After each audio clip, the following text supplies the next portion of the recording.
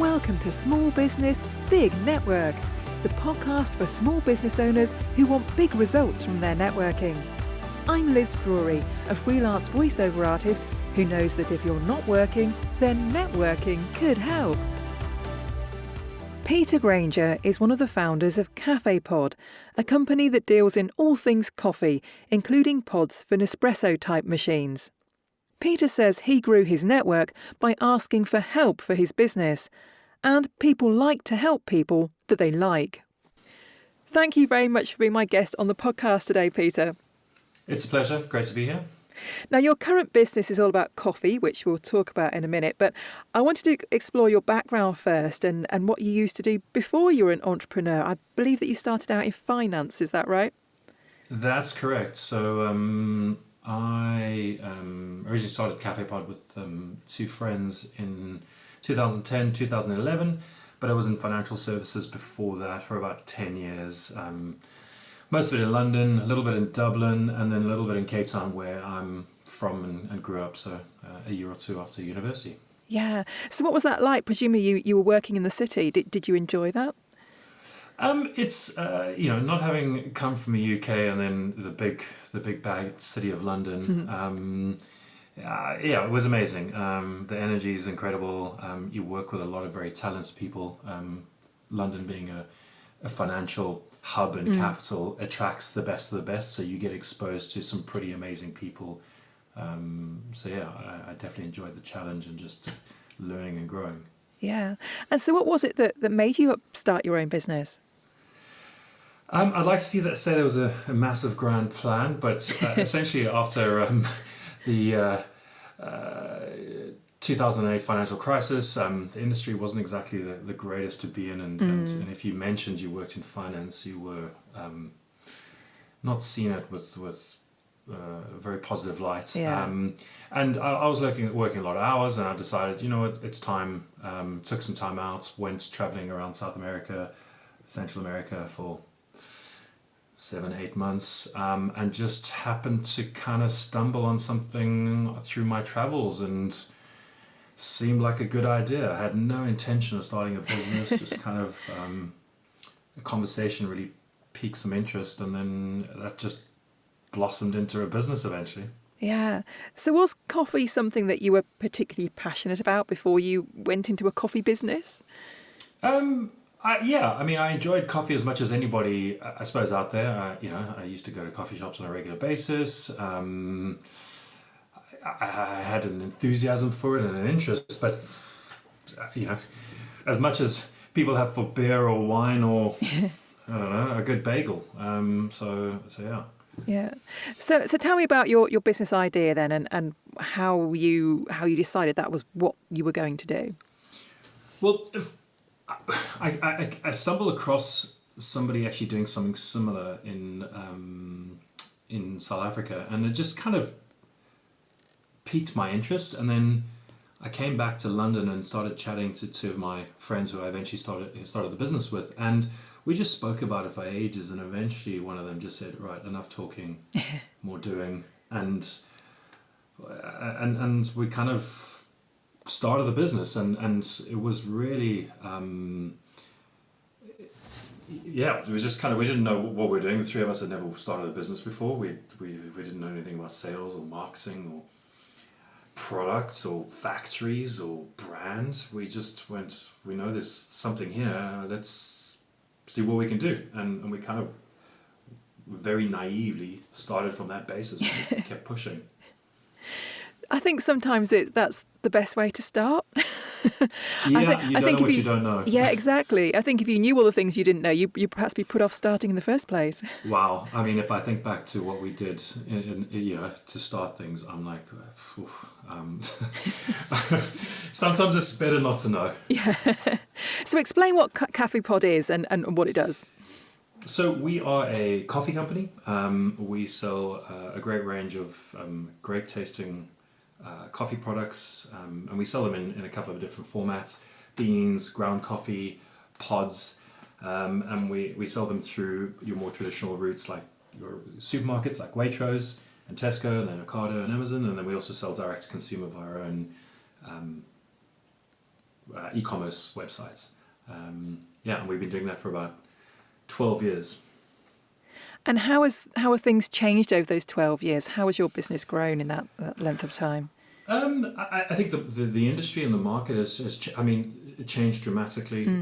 I think the routes to market have changed dramatically. So retail supermarkets have evolved. I mean, when we started, the concept of really having an e-commerce store was a bit odd, and it wasn't really on the radar like it is now. The interest in coffee has grown and grown and grown and grown and grown. It's moved from being an exclusive product at home, at least in the UK, to it just becoming more and more widely acceptable. And in the sense of, you don't have to be fancy and wealthy to enjoy good coffee at home. So that accessibility is changing. And just people's interest just keeps growing. I mean, you'd think 10 years ago there was enough coffee shops, but they just, every day there's more and more opening. So mostly positive, which is incredible. Yeah. Now, as you'd never worked in the coffee industry before, I'm sure there were a lot of things you had to learn. What was that learning curve like when you were at the beginning? It was very, very steep. And I think one of the skills you learn, or you try and learn, is to manage your emotional range as you go through this journey, because you go through a lot of highs and lows almost on a daily basis, because everything seems a bit life and death, and you're trying to breathe life into this thing that doesn't exist yet, and it takes it out of you. And I think one of the things you learn is just to go, okay, let's not react. We got a call back from a buyer, that's great, but that doesn't mean we're going to sell 1 million pods. So you kind of just learn to temper that and just think about, it's all a long game.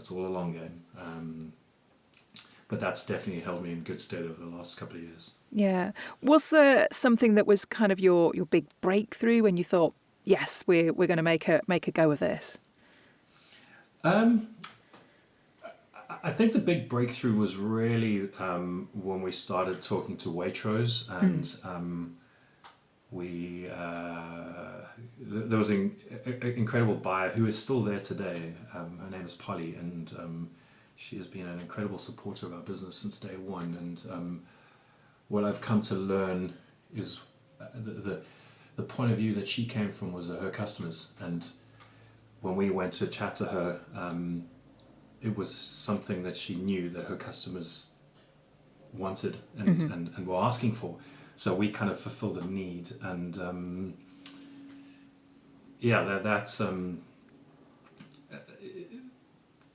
that example up front, and that breakthrough of just being able to talk to somebody who's really focused on customers made a big difference. So for us, finding somebody who was seeing the opportunity and the coffee category in the same way really, really made a difference, as opposed to trying to convince people why this should be. She was like, I get it, right, how do we make this happen? So how would you describe your business now and where it is now? How large is it now? So we are a team of 14 people. We are a bit more than a startup now. We've got some good solid revenues, profitable, good mix of revenue channels and customers. We've also gone remote as a business, so in terms of our core team, so we work, the team is spread all over the UK, which is quite a big change from us having a permanent office pre-COVID. So it's going well. I mean, the market keeps morphing and changing, and COVID has changed a lot for everybody, from people you sell to, in terms of our customers, like the supermarkets, to the actual consumer and what they're looking for and how they consume coffee. Just people working from home versus not working from home has changed that landscape dramatically. So it's actually suited us in terms of what we sell. We are predominantly focused on selling or fulfilling the need of people drinking coffee at home, and that's really what we want to be doing, is ultimately empowering people to make great coffee at home. So getting people on that journey of just enjoying and whatever kind of coffee they like, just getting them going at home. Yeah. Which is there's a long way to go there, but it's a pretty exciting journey to be part of. Yeah. Now, I believe that you're quite an advocate for people working from home. How has that changed your business? It's actually made us a better business. You have to be more deliberate about everything, and what I mean by that is that in an office, I mean, don't get me wrong, I love being around people. I enjoy spending time with people in an office. But if I think back to a lot of the things when you're in physical contact with people, a lot of it just happens organically, which is fine. But actually, that's not a substitute for business systems, processes, just having a way of doing things. And I think when you're remote and you can't see anybody else, you actually have to think about every single thing. Well, how do we actually do that? Because I can't just turn around to somebody at the desk next to me and just ask them. Yeah. So suddenly you become more deliberate, and through that you start thinking about how do we do that? And because you start thinking about that, you actually start putting these things in place, and which ultimately makes you a better business. You start proactively communicating, proactively thinking about these things, which are super important and probably not always obvious for small businesses. Yeah. So what are your plans for CafePod now? Where do you plan to take the business next? So even though we've been going for 11, 12 years, it really only feels like we scratched the surface. And for me, the be all and end all is making great tasting coffee for people to enjoy at home. So, we've focused a lot of our energies over most of our time on pods for the Nespresso system, and we're now expanding that reach to more products. Ultimately, I want to reach as many people as possible in the UK, and whatever their needs are in terms of how they make coffee at home is where we want to be. There's a big part that's missing from an educational point of view, just training, helping people really start on that journey. I think coffee in the UK is almost like it's trying to get people cooking in a way, like, and you start with, well, how do you boil an egg? And it's not that complicated, but often it can be intimidating, and you just need to get people going. And so for us, really focusing on that, and I think if you open that up, there's a very big opportunity to help people and get them just drinking great coffee at home. So we want to do that through our own, direct to consumer, working with our partners through the retailers. Lots of exciting stuff. It feels like there's another 10 or 20 years worth of stuff to do. So let's have a chat about networking now. And I'm sure there's a link between coffee and networking, because coffee is often served at networking meetings. Yes. But how have you gone about building a network for your business? It's been interesting, actually, because when we had to raise some money when we first started the business, because we effectively needed to build a factory, and we didn't have any money, so we needed to do some fundraising. And often the people you think you're going to get money from are the people who don't give you money. And you've got to get really good at then asking, well, do you know anybody? And I think through doing that over and over and over, asking for help is such a simple yet, I think, underused way of networking. Yeah. But I think in order for people to help, people like to help people they like. Yes. And as simple as that sounds, like, so be nice. like as simple as it is, be likable, be enthusiastic, have passion for what you do, because people like people who are passionate and are really into things. And in order to really network and get people to recommend you, they're putting their own personal stamp on a recommendation. So you've got to be worthy of being recommended. And I think that's kind of often what people forget, is like, are you worthy of somebody recommending you blindly to somebody else? So you got to earn it, and you got to prove it. And often it's just, do you have a positive, enthusiastic, natural demeanor about you? And that it goes a long way. Yeah. And so where did you go to find those people that could help you? So in the beginning, from fundraising, we went to angel investments, networks, and any kind of that kind of related event. We were just looking for them, and we'd always go and just chat. And then beyond that, I think, trying to, probably the other biggest network that has really been hugely helpful when building a business is other small business owners and founders, especially in the food and drink space. We all face the same challenges. We all sell through the same channels. So really getting to know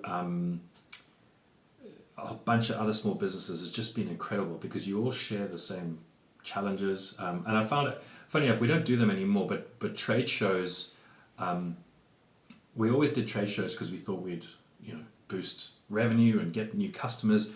But actually what ends up happening is you end up spending 4 days next to a bunch of other small businesses, and there's a lot of downtime in that. So you end up actually connecting with these other businesses that are your neighbors in a trade show quite well. And actually I've got some very good relationships with other founders that from trade shows like 9-10 years ago. So definitely that was unexpected, but you've got downtime just to really chat, and then sometimes you go out for drinks afterwards. So that's if I reflect back, that's quite useful. Yeah. Now, presumably you took product along to trade shows, but did you also take samples to networking meetings that you went to? Yeah, I mean, especially if you're a product-based business, it's one of your big advantages is having a physical thing to be like, here, this is what we make, or even better, taste it. Yeah. It's especially with a food product, it's like, don't take my word for it, try it. But yeah, trying to let the product talk for itself, trying to use that to widen the conversation. I always recommend give stuff away, be generous. That always helps. I think in networking, I think often people go into it thinking, well, what can other people do for me? But my philosophy has always been, if you're ever going into a situation, the first thing you should be doing is, what can I do for others? That should always be the first thing, and you should be asking that. So if you're chatting to other business owners or whoever, it's like, how can I help? Offer up help. Don't even think about yourself. It comes back, but you need to be paying it forward, or just generous, not looking what can I take, because that just doesn't go very far, and people spot it from a mile away. Yes. Yeah, absolutely. So is networking still important to you now that you're an established business? Absolutely. I think there's networking with your existing network, so maintaining that, and COVID definitely made that a bigger challenge, and even working remotely, not bumping into, for example, if you're in an office building with other small businesses, you would just naturally bump into them. So it's something you definitely have to make more effort with. But I found the networking now helpful in terms of my current network with all the challenges. We're all facing the same challenges. So being able to pick up the phone and chat, and then meet up for a coffee, a drink, just kind of talk through things. And then asking for using your network to help you network. Like, do you know anybody who can help on this? Or I really like to talk to somebody about this. Or so that really helps as well. But I don't go to as many events, and it's something funny enough that I've been thinking about recently. Like, I need to pick up again. Just let these organic meetings happen, and because you never know who you're going to run into or strike up a conversation with. Yeah, absolutely. So finally then, Peter, if people want to know more about you and CafePod, what is the best place for them to find you? So we are in the usual channels on Facebook and Instagram at just CafePod, and then check us out on our website, cafepod.com. And if you want to drop us a line, you can drop us a line at hello@cafepod.com. Lovely. Well, thank you very much for being my guest this morning. Thank you very much. I've appreciated the time to have a bit of a chat. Thanks for listening to Small Business, Big Network.